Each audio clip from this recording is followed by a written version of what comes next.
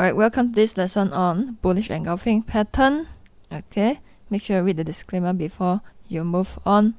So basically, how does a bullish engulfing pattern looks like? The first candlestick is a small red candle, then followed by a big green candle. So basically, there's a change in buyer-seller balance. Sellers were in control at first, but then the buyers start to come in and then took control, and hence the bearish trend might potentially change to a bullish trend. Okay, so basically you see the second body engulfing the first body. Now the key word is body. Again, shadow is not that important as compared to the body. Make sure that the second candle swallows the first body. Okay, whether there's any shadow or not is irrelevant, but preferably we wouldn't want any shadows, especially on the first candle. Okay, so presence of wicks aren't significant, and when you see this candlestick at the right context, then there will be a potential reversal from bearish to bullish, especially if you find it at the end of the downtrend. Okay, not just at a downtrend, but at the end of the downtrend. So initially you see a bearish trend over here, then at the end of this trend you see almost a 90-degree drop, just like this. Okay, so when there's a lot of sellers coming in and the price goes down and down and down, you see a sharp sell-off. This would cause profit taking. Okay, but another clue is that, can you find where is the bullish engulfing pattern? Okay, which is over here. And is this bullish engulfing pattern strong or not?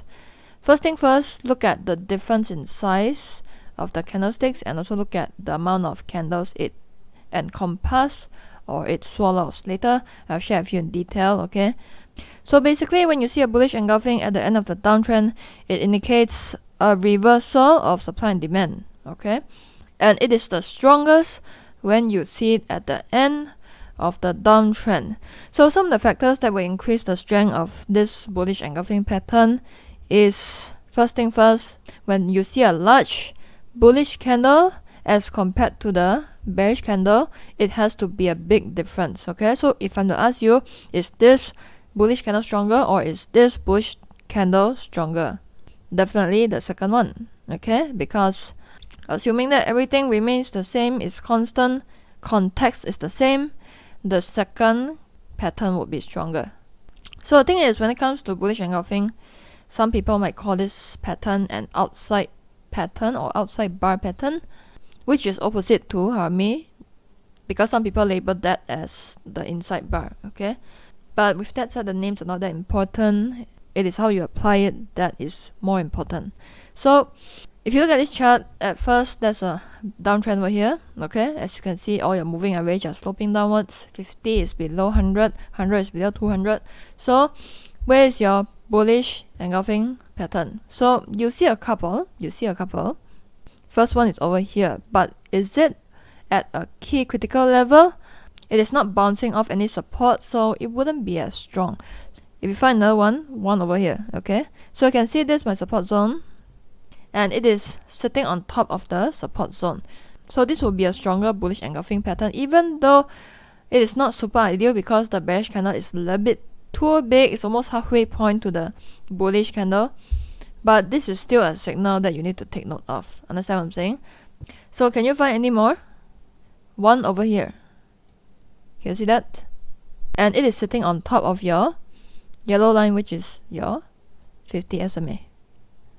Right? So a confirmation for your bullish engulfing is when the third candle that forms is a green candle. Okay?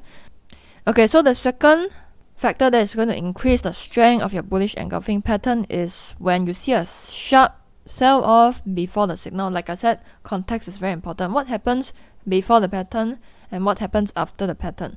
So for example, you see a bullish engulfing pattern over here. For some reason my chart doesn't show the small red candle. This is supposed to be a small red candle over here. Okay, over here. Before this pattern, can you see what's happening? There's a sharp fall. Okay, when you see a sharp sell-off like this, it becomes a temptation for sellers to take profit. Okay, because these people are on a sell trade, so especially in a downtrend. So once they have earned their money, especially the day traders, swing traders, they would have the tendency to get out, okay, and take profit. And when there's a massive shift in supply and demand, when supply has been gradually reduced and the price is overextended, then there's a tendency for the price to reverse. This also applies to the stock market. When you see a sharp 90-degree drop all of a sudden, especially at the end of the trend, then this increases the chance that the price is going to reverse back to an uptrend. So the sharper the fall, the better it is, okay? So the third factor that is going to increase the strength of the signal is the surrounding number of bars, okay? So you can see a bearish trend over here. At the end of the trend, you see a bullish engulfing pattern at the support level over here. And you can see that this big bullish candle, okay, swallows not only one candle but a couple of candles. 1, 2, 3, 4, 5. About 5 candles. So the more candle it swallows, or the more candle it surrounds, just like this one over here, okay, then the stronger it is. Because when it swallows a lot of candlesticks, it tells you that the shift in the balance from the sellers to buyers is a lot more stronger. So one confirmation that this pattern is potentially going to work out is look at the third candle, okay? Is the third candle a bullish candle or a bearish candle? And in this case, it's a bullish candle. So when the price breaks above this bullish engulfing high, then you can potentially make an entry over here, okay? Okay, I'll show you another example. So can you spot where the bullish engulfing pattern is? You can see one right here, okay? This is a resistance becoming a support, right? So the price bumps off several times from here. So it's very important for patterns to be formed at key critical levels. You don't want it to be formed like just any random place, like in the middle of a trend. For example, you can see this is not super ideal, but the principle is about the same, where you have a small red candle followed by a green candle that swallows the first red candle. So you can see that this pattern formed out of nowhere, okay? It's not forming at any support level. It is in the middle of an uptrend, so even though the price eventually went up, but I would say this is not a super high probability trade to go in, okay? You want to enter when the price retraces in an uptrend and then test a key critical level, for example, this 100 SMA, and then you enter a buy trade here in anticipation that it's going to go back up, okay? The pattern is to form at key critical levels, okay? Give you a more complicated examples with the moving averages that I've taught you, okay? And also we apply RSI into this chart. So first, bullish engulfing pattern, you can see one over here. Alright, and because we are using RSI, it doesn't give you that much signal as compared to CCI. So you can see that this bullish engulfing, it tests our 50 SMA. Okay, it tests our 50 SMA. And you see another one here. Okay, not as strong, but you can see that RSI went to the oversold level and it almost tests your 200 SMA as well as your trend line. Okay, give you another example using CCI. Can you spot where's the bullish engulfing pattern? Now realize that by now it is better for you to enter using bullish engulfing when you are trading in a bullish market, because when you are buying using bullish engulfing pattern in a bear market, you are picking tops and bottoms, which is a little bit risky. So where's your bullish engulfing? Right here. Can you see? It almost tested the 200 SMA, alright? But it tested your 50 SMA, it tested your 100 SMA, it tested your trend line. So there's a triple layer of support. So this is a good confluence that you can see. And also you see CCI going to the oversold level, which makes this a good trade to get into. So what you can do is that you wait for the third confirmation. So this candle broke above the bullish engulfing high, so you can make a buy trade once this candle is closed. Alright, then you can put your stop slightly below the pattern, and hence in this case below the 200 SMA. If you're more aggressive, you can enter right at this point. Once the bullish engulfing pattern is completed, you don't need to wait for the third confirmation. So this would be more aggressive but a little bit more risky.